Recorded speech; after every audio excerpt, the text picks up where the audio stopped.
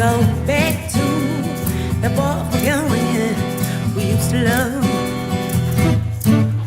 Those deep red paint walls, white frames, old glass surrounding us. I learned how to sing like this in the church and from my father and my grandmother growing up. They were all singers, and I just stuck with it. And we've all known each other in different groups of friends for a really long time. Some of the relationships are over 20 years. Some of them, Alex's brothers in the band. So I mean, they range. But I found Adam, the bass player who started the band, when I was in high school. Our opposite bands used to play together a lot, and just over the years, we finally found an opportunity to, have this project start, and what we thought was just gonna be this fun little thing ended up turning into this big orchestration of what is now the Suffers, and it's really awesome to be a part of.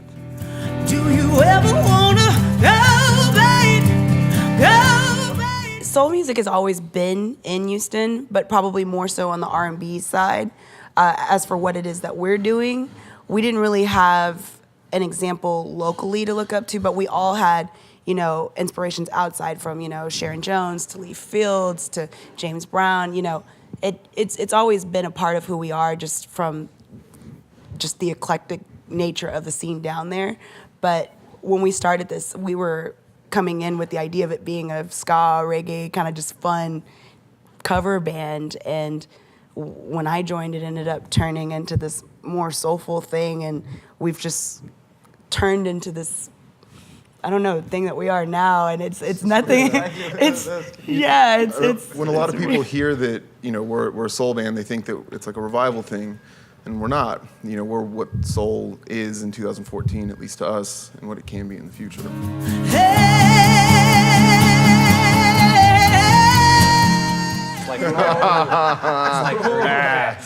It's what it's like. It's easier. What is it not like? It's actually really fun. We get along. That's when it turns off. We're really serious at practice. We joke around before and after, but we have really serious meetings. We're in touch with each other through our phones all day, all 10 of us, literally. We talk every day since the band started. We do a lot of planning and a lot of careful stuff, and as soon as we hit the road, that all goes out of the window. We're in it, we're going. Yeah, it's more so just like go time. Like, that's when we're family, Really. I mean, we have arguments like a family, we resolve the arguments like a family, we party like a family, we share resources, we share our time, we share love. I mean, we're family. To answer your question, it's chaos because we don't have a van yet, so it's it's definitely a nightmare trying to get everything together from an outsider's perspective. But because we are a family, it's not as chaotic to us. It's our mess, so it doesn't seem like that big of a mess.